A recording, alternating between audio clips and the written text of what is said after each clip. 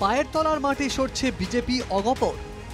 নিজের কেন্দ্রেই প্রতিবাদের মুখোমুখি রঞ্জিত।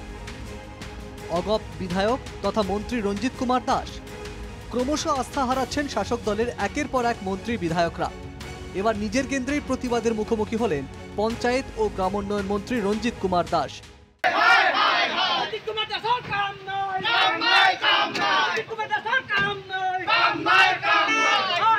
বজালির সদর পাঠশালার সামনে মন্ত্রী রঞ্জিত দাসকে নিয়ে তুমুল বিক্ষোভ।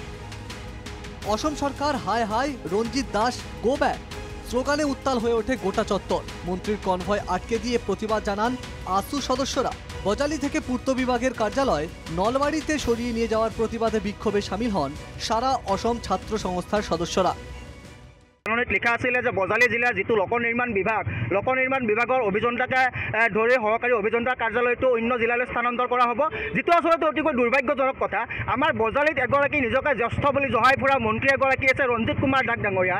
তেখেতে এই বিষয়টোত কোনো ধৰণৰ হস্তক্ষেপ নাই। আজি আমি প্ৰতিবাদ কৰিলোঁ। বজালি অঞ্চলৰ ৰাইজৰ সহযোগত আমি আজি পাঠশালা আঞ্চলিক ছাত্ৰ সন্থা সদৌ বজালি জিলা ছাত্ৰ সন্থাই আমি প্ৰতিবাদ সাব্যস্ত কৰিলোঁ। কিন্তু তেখেতৰ এইকণ সাহস নহ'ল যে এই জাননীখনৰ প্ৰত্যুত্তৰ দিয়া বা এই জাননীখন কিহৰ কাৰণে প্ৰেৰণ কৰা হ'ল বা কি হ'ল তেওঁ কিন্তু কোনো এটা কথাৰ প্ৰত্যুত্তৰ দিয়াৰ সাহস নহয়। আৰু যদি তেওঁ প্ৰত্যুত্তৰ দিয়াৰ সাহস থাকিলেহেঁতেন তেওঁ নিশ্চয়কৈ গাড়ীৰ পৰা এবাৰ নামি হ'লেও আমাৰ লগত কথা পাতিব চেষ্টা কৰিলেহেঁতেন। ক্যাবিনেট মন্ত্রী হওয়া সত্ত্বেও নিজের কেন্দ্র থেকে পূর্ত বিভাগের কার্যালয় সরিয়ে নিয়ে যাওয়া আটকাতে পারছেন না মন্ত্রী রঞ্জিত দাস।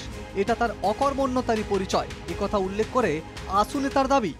দিয়াৰ সাহস নহয়। আৰু যদি তেওঁ প্ৰত্যুত্তৰ দিয়াৰ সাহস থাকিলেহেঁতেন তেওঁ নিশ্চয়কৈ গাড়ীৰ পৰা এবাৰ নামি হ'লেও আমাৰ লগত কথা পাতিব চেষ্টা কৰিলেহেঁতেন। বজাৰীবাসীৰ প্ৰতি বা ৰাইজৰ প্ৰতি তেওঁৰ যদি এটা ভাল মনোভাৱ থাকিলে হয়, ভাল মনোভাৱ থাকিলে তেখেতে নিশ্চয় গাড়ীৰ পৰা এবাৰ নামি আহি বজাৰী ৰাইজৰ যি দুৰ্দশা সেই দুৰ্দশাৰ প্ৰতি তেখেতে কথা পাতিলে হয়। বজাৰী জিলাৰ সীমা নিৰ্ধাৰণ নহ'ল। ভট্টদেৱ বিশ্ববিদ্যালয় বৰ্তমান কোনখন জিলাত আছে আমি সেই কথা গম নাপাওঁ।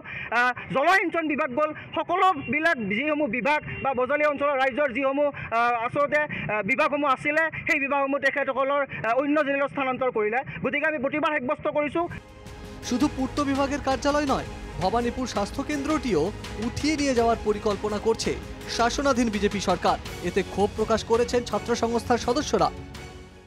যে এডুকেশ্যন আৰু হেল্থক বাদ দি বাকী যিসমূহ PWD বিল্ডিঙৰ বজালিৰ কামসমূহ আছে এতিয়া বৰপেটা ডিভিজনৰ পৰা পৰিচালিত হ'ব। আৰু যোনটো বজালি টেৰিটৰিয়েল ৰোড ডিভিজন আছে সেইটো ইতিমধ্যে Nalbari district health and education ডিভিজনলৈ পৰিৱৰ্তন কৰা হৈছে, সেইটো নলবাৰীলৈ স্থানান্তৰ কৰা হৈছে। আৰু যোনটো বজালি টেৰিটৰিয়েল ৰোড ডিভিজনৰ যিসমূহ কাম কাজ আছিলে সেইসমূহ ভবানীপুৰ সৰভোগ আৰু পাকা বেতবাৰী যি টেৰিটৰিয়েল ৰোড ডিভিজনত বৰপেটা ৰোডৰ কাৰ্যালয় আছে তাৰ পৰা পৰিচালিত হ'ব। অৰ্থাৎ পাঠশালাৰ মাজমজিয়াৰ পৰা বজালি জিলা সদৰ পাঠশালাৰ মাজমজিয়াৰ পৰা দুটাকৈ কাৰ্যালয় ইতিমধ্যে ইয়াৰ পৰা স্থানান্তৰ কৰা হ'ল। ইয়াৰ পূৰ্বে কেইবাবাৰো জলসিঞ্চন বিভাগৰো ইয়াৰ ডিভিজন কাৰ্যালয় ইয়াৰ পৰা স্থানান্তৰিত কৰা হৈছে। কিন্তু আমি যদি সকলোৱে চাওঁ এই সকলো কথাৰ মূল কিন্তু গুৰি হৈছে বজালি জিলাৰ আজি পৰ্যন্ত সীমা নিৰ্ধাৰণ নোহোৱা। ছাত্র নেতারা মন্ত্রীর কনভয় আটকে দিলে তাদের সরিয়ে দেয় এসকর্ট।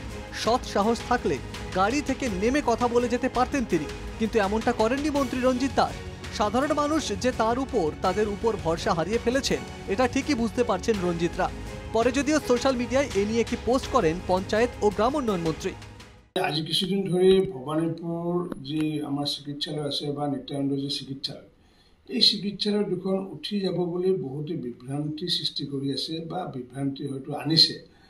যিকি নহওক কোনোবা বিভ্ৰান্তি আনিছে বা বিভ্ৰান্তি আহিছে, মোৰ তাত ক'বলগীয়া একো নাই। কিন্তু মই মন্ত্ৰী হিচাপে একাষাৰ কথাই কওঁ, কোনো কাৰণতে নিত্যানন্দ চিকিৎসালয়, কোনো কাৰণতে ভবানীপুৰ চিকিৎসালয় আমাৰ ইয়াৰ পৰা উঠি নাযায়। গাড়ি থামিয়ে গাড়ি থেকে নেমে স্থানীয় ছাত্র নেতাদের সঙ্গে এই কথাগুলোই বলতে পারতেন মন্ত্রী, কিন্তু সে সাহস আর নেই বিজেপি নেতা মন্ত্রীদের। বিজেপির উপর আস্থা হারিয়ে ফেলেছেন সাধারণ মানুষ, এটা বুঝতে পারছেন বলেই গাড়ি থেকে নামেননি রঞ্জিত। গাড়ি থেকে নামলে ক্ষোভের মুখে পড়তে পারতেন তিনি। এই আশঙ্কা ছিল বলে সে ঝুঁকি নেননি পঞ্চায়েত ও গ্রামোন্নয়ন মন্ত্রী রঞ্জিত দাস। বিধানসভা নির্বাচনের আগে বিজেপি নেতা মন্ত্রীদের এই আশঙ্কা সাধারণ মানুষের সঙ্গে ক্রমশ বেড়ে ওঠা ব্যবধান কি কোনো অন্য ইঙ্গিত দিচ্ছে? Bureau report, NKTV Bangla.